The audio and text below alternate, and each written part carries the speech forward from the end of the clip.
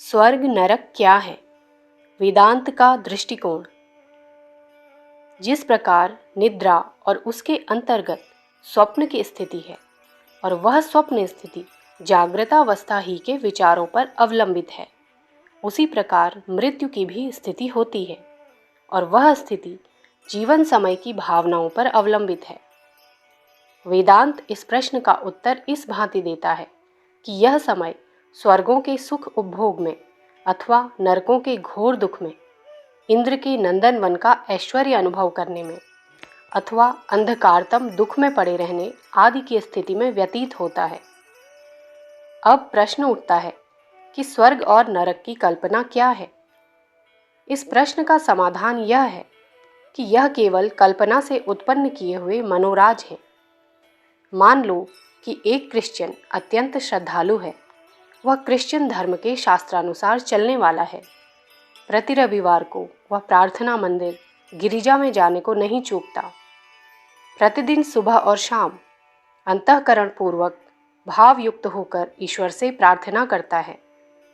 भोजन से पहले ईश्वर से उसकी कृपा मांगा करता है।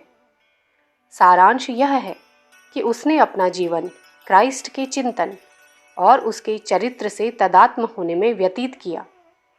80-90 वर्ष का समय इसी प्रकार व्यतीत करते हुए उसने अपने धर्ममय जीवन के फल में जो भावनाएं की हैं कि मृत्यु के बाद मुझे सम्मान देने को देवों का झुंड आवेगा, यीशु के दाएं हाथ की ओर बैठने का मुझे सम्मान मिलेगा, तो उसकी ये भावनाएं अवश्य सफल होंगी। पुनर्जन्म से पहले उसे यह स्थिति अवश्य प्राप्त होगी। यह मानने में कोई कारण नहीं है कि उसे यह स्थिति प्राप्त ना हो।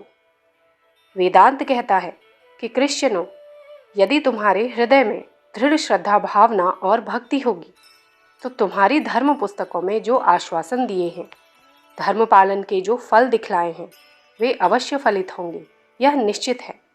परंतु ध्यान रखो कि तुम्हारा मुसलमान और हिंदुओं की निंदा करना अयोग्य है। मान लो कि एक मुसलमान मोहम्मद का सच्चा अनुयायी है। कुरान की आज्ञा अनुसार प्रतिदिन बिना चूक 4-5 बार नमाज पढ़ता है। वह मोहम्मद के लिए ही अपना जीवन समझता है और उनकी प्रीति के लिए जीवन उत्सर्ग करने को सदा तैयार रहता है। तो ऐसे मनुष्य का संकल्प बिना पूर्ण हुए नहीं रह सकता। वेदांत कहता है कि सृष्टि में ऐसा कोई भी नियम नहीं है, ऐसी कोई भी शक्ति नहीं है जो उक्त प्रकार के मुसलमान के संकल्प को फलित होने में बाधा डाल सके। यह निश्चित है कि यदि ऐसे मुसलमान ने मृत्यु के बाद स्वर्ग के सुंदर सुंदर उपवनों में, भव्य विशाल राजमंदिरों में, खूबसूरत परियों के साथ साथ राजविलास के भोगने की और मद्यपान का आनंद प्राप्त होने की कल्पना की है और उस कल्पना के झूले पर झूलते हुए अपनी आयु पूर्ण की है, तो मृत्यु के बाद और पुनर्जन्म के पहले बीच की स्थिति में उसे अवश्य वे भोगोपभोग प्राप्त होंगे। परंतु वेदांत यह भी कहता है कि हे मुहम्मदानुयायियों, तुम यह कहने का साहस न करो कि मृत्यु के बाद केवल मोहम्मद पैगंबर ही एक ऐसा है जो न्याय करेगा, प्राणियों को ठिकाने लगावेगा। क्रिश्चियनों को उनके विचारानुसार चलने दो।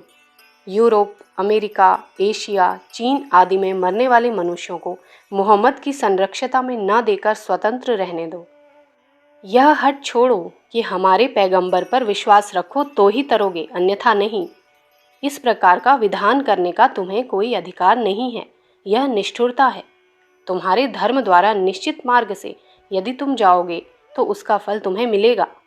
जीवनावस्था में तुमने जो आकांक्षाएं की होंगी उनके अनुसार तुम्हारे लिए स्वर्ग का दरवाजा खुला हुआ है। उसी प्रकार अन्य धर्मानुयायियों के लिए भी खुला रहने दो। वास्तव में देखा जाए तो स्वर्ग और नरक अपने पर ही अवलंबित है।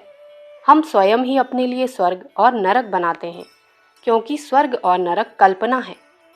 स्वप्नों की कल्पना की अपेक्षा इस कल्पना में सत्य का भाग कुछ अधिक नहीं है। तुम जानते ही हो कि स्वप्न में स्वप्न की स्थिति कभी असत्य मालूम नहीं होती। उसी प्रकार मृत्यु के बाद स्वर्ग नरक की कल्पना उस काल के लिए मृत्यु और पुनर्जन्म के बीच के समय के लिए अक्षर अक्षर सत्य है। परंतु तत्व दृष्टि से यदि देखा जाए तो उस कल्पना में, स्वर्ग और नरक की कल्पना में स्वप्न की अपेक्षा कुछ अधिक सत्य नहीं है। यहाँ पर इस बात पर भी विचार कर लेना आवश्यक है कि लोग कहते हैं कि जब तुम मानते ही हो कि हमारे धर्मों में दिए हुए आश्वासन सच्चे हैं, तो मृत्यु के बाद जो गति हमें प्राप्त होने वाली है वो अत्यंत सुखमय और शाश्वत होनी चाहिए, क्योंकि हमारे धर्मों में कहा गया है कि मनुष्य की मृत्यु के बाद उसे प्राप्त होने वाले स्वर्ग, नरक आदि चिरकाल तक रहने वाले हैं। इस पर वेदांत का कहना है कि शाश्वत काल का अर्थ दीर्घ काल है, प्रायः अनंत काल है। परंतु यह बात ध्यान में रखनी चाहिए कि स्वप्नावस्था और जागृत अवस्था में काल के माप करने की पद्धतियां भिन्न भिन्न प्रकार की हैं। कितनी बार अपनी आंखों के सामने स्वप्न में ऐसी स्थिति दिखती है कि हजारों वर्ष पुरानी बात है। जैसे कि स्वप्न में किसी ने एक पर्वत देखा। जागृत अवस्था की अपेक्षा वह पर्वत नवीन ही उत्पन्न किया गया है, परंतु स्वप्न दृष्टि की अपेक्षा उसे उत्पन्न हुए हजारों वर्ष हो गए हैं। इसी प्रकार मृत्यु के बाद इंद्र के नंदन वन में, स्वर्ग सुख में अथवा नरक में चिरकाल तक रहने का जो भाव होता है वह स्वप्न स्थिति की अपेक्षा होता है, जागृतावस्था के दर्शन की दृष्टि से नहीं। बाइबिल में कहे हुए आश्वासनों पर ही विचार करें।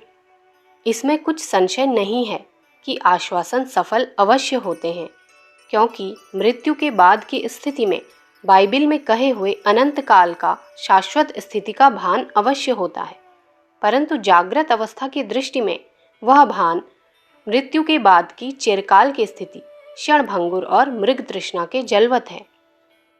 यह विवेक जगत के भिन्न भिन्न धर्मों के मृत्यु के बाद की स्थिति के संबंध में जो मत हैं उसका मिलान किस दृष्टि से करता है यह मालूम हो जाता है। अब प्रश्न उत्पन्न होता है कि पुनर्जन्म क्या है और मुक्त पुरुष जो कहलाते हैं वह कौन है। इसका उत्तर वेदांत इस प्रकार देता है कि मृत्यु के बाद सबको स्वर्ग नरक में जाना ही चाहिए और पुनर्जन्म लेना ही चाहिए, ऐसा कोई निश्चित नियम नहीं है। जो मुक्त पुरुष होते हैं उन्हें जन्म मरण के फेर में नहीं पड़ना पड़ता। स्वर्ग नरक के बंदी गृह में रहने की उन्हें कोई आवश्यकता नहीं। वे संपूर्ण चराचर को अपने में देखते हैं। ऐसे मुक्त पुरुषों का विवेचन करने की यहाँ आवश्यकता है। स्वप्न के दो भाग होते हैं, एक दृष्टा, दूसरा दृश्य। नदी, पर्वत, वन, वृक्ष आदि दृश्य वस्तुओं से घिरा हुआ यह आत्मा प्रवासी दृष्टा है। स्वप्न में अनेक बातें देखी जाती हैं। उनमें मैं कहने वाली एक भिन्न वस्तु है और उससे जो भिन्न दिखाई देता है वे दृश्य वस्तु हैं। वे स्वप्न का दृश्य भाग हैं। वेदांत कहता है कि स्वप्न की दृष्टा और दृश्य रूप दो भाग वाली स्थिति जागृत अवस्था के आत्मा ने ही निर्माण की है। हम ही नदी, पर्वत, बाग, वृक्ष, उनमें विचरने वाले पशु पक्षी बनते हैं और हम ही इन्हें देखने वाले दृष्टा बनते हैं। दोनों ही हम हैं। वेदांत कहता है कि मृत्यु रूपी निद्रा की भी स्थिति इसी प्रकार है। इस निद्रा के स्वर्ग नरक व उनके सुख दुख आदि स्वप्न कल्पना है, जिसके कि उत्पन्न करने वाले हम ही हैं। इस विषय का प्रत्यक्ष अनुभव करने वाला ही मुक्त पुरुष है।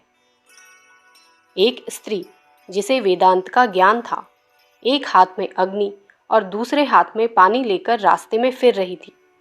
लोगों ने उसका यह विचित्र वेश देखकर पूछा कि बाई, यह क्या है?